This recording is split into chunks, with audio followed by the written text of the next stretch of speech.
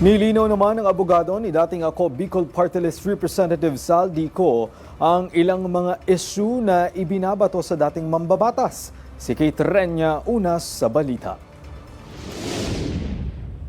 Nagsalita na ang abogado ni dating ako Bicol Party List Representative Zaldico hinggil sa mga kontrobersiyang ibinabato sa dating mambabatas. Mariing pinabulaanan ng kampo ni dating Representative Zaldico ang ilan sa mga kontrobersiyang iniuugnay sa dating mambabatas. Una na riyan ang usaping hinggil sa aircraft na umano'y pagmamayari ni Ko. Kamakailan, humarap sa mga miyembro ng media ang legal counsel ni Ko na si Attorney Rui Randain para sagutin ang mga isyong ibinabato sa kanya. Giit niya, pagmamayari ng Misibis Aviation ang ilang aircrafts na iniuugnay umano sa dating kongresista, isang entity na hiwalayan niya kay Ko. Si Representative Ko wala siyang may-ari na any aircraft. I understand that any aircraft related to him is owned by Misibis Aviation. Now separate si Mr. Ko sa Misibis. You should ask the lawyer of Misibis. I'm not.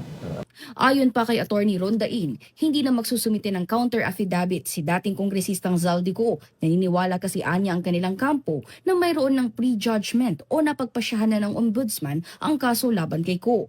Sa usapin naman ng pag-uwi sa bansa, iginiit ng abogado na hindi pa ito magagawa ng mambabatas bunsod ng mga death threats na natatanggap nito. Gayunman, binigyang diin ni Rondain na matagal nang nasa labas ng bansa si Zaldico para sa cardiac-related treatment. Ito'y bago pa man naging maingay ang mga aligasyon sa maanumalyang flood control projects. Were sent already. Again, he will, as soon as the threat to his life is abated. Samantala, may panawagan sila sa taong bayan kaugnay ng gumugulong na investigasyon sa maanumalyang flood control projects. Appeal ko is, let's look at the evidence. Kasi madaling mas huli Madaling natin na ang dami-daming pera nito. Hinggil naman sa usapin ng Statement of Assets, Liabilities and Net Worth, sinabi ni Attorney Rondain na bago pa man pumasok sa Kongreso si former Congressman Zaldico noong 2019 ay umaabot na sa 4.1 billion pesos ang kanyang salin.